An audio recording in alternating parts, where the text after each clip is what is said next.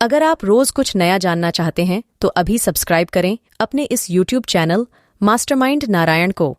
इस संसार में कर्म को मानने वाले लोग कहते हैं भाग्य कुछ नहीं होता, और भाग्यवादी लोग यानी जो सिर्फ भाग्य पे भरोसा करते हैं वो कहते हैं किस्मत में जो कुछ लिखा होगा वही होकर रहेगा। अर्थात इंसान कर्म और भाग्य इन दो बिंदुओं की धुरी पर घूमता रहता है और एक दिन इस जग को अलविदा कहकर चला जाता है। तो चलिए भाग्य और कर्म को अच्छे से समझने के लिए पुराणों में बताया गया एक कहानी से समझते हैं। एक बार की बात है कि देवर्षि नारद वैकुंठ धाम गए। वहां उन्होंने भगवान विष्णु को प्रणाम किया और श्री हरि विष्णु भगवान से कहा, हे प्रभु, पृथ्वी पर अब आपका प्रभाव कम हो रहा है। धर्म की राह पर चलने वालों को कोई अच्छा फल नहीं मिल रहा और जो पाप कर रहे हैं उनका सब भला हो रहा है। उनके मजे ही मजे हैं। तब श्री हरि विष्णु भगवान ने कहा, ऐसा नहीं है नारद, जो भी हो रहा है सब नियति के कारण हो रहा है।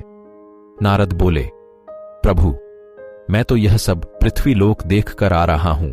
पापियों को अच्छा फल मिल रहा है और भला करने वाले, धर्म के रास्ते पर चलने वाले लोगों को बुरा फल मिल रहा है। श्री विष्णु भगवान ने कहा, नारद, कोई ऐसी घटना बताओ जो तुमने देखा हो। तब नारद जी ने कहा, अभी मैं पृथ्वीलोक के एक जंगल से आ रहा हूं। मैंने देखा कि वहां एक गाय दलदल में फंसी हुई थी। कोई उसे बचाने वाला नहीं था।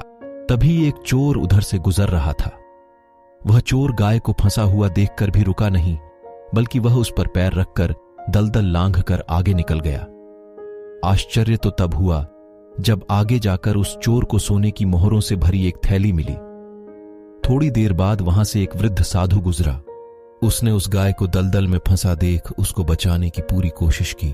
साधु ने अपने पूरे शरीर का जोर लगाकर उस गाय को बचा लिया, लेकिन मैंने देखा कि गाय को दलदल से निकालने के बाद वह साधु जब कुछ दूर आगे गया तो एक गड्ढे में गिर गया। हे प्रभु, अब आप ही बताइए यह कौन सा न्याय है। नारद की पूरी बात सुनने के बाद श्री हरि बोले, यह तो सही ही हुआ नारद। जो चोर गाय पर पैर रखकर भाग गया था उसकी किस्मत में तो पहले से ही एक खजाना था, लेकिन उसके इस पाप के कारण उसे केवल कुछ मोहरें ही मिली। परंतु प्रभु, नारद बोले, बेचारे उस साधु ने तो कोई पाप नहीं किया था, फिर उसे गड्ढे में गिरकर मृत्यु क्यों मिली।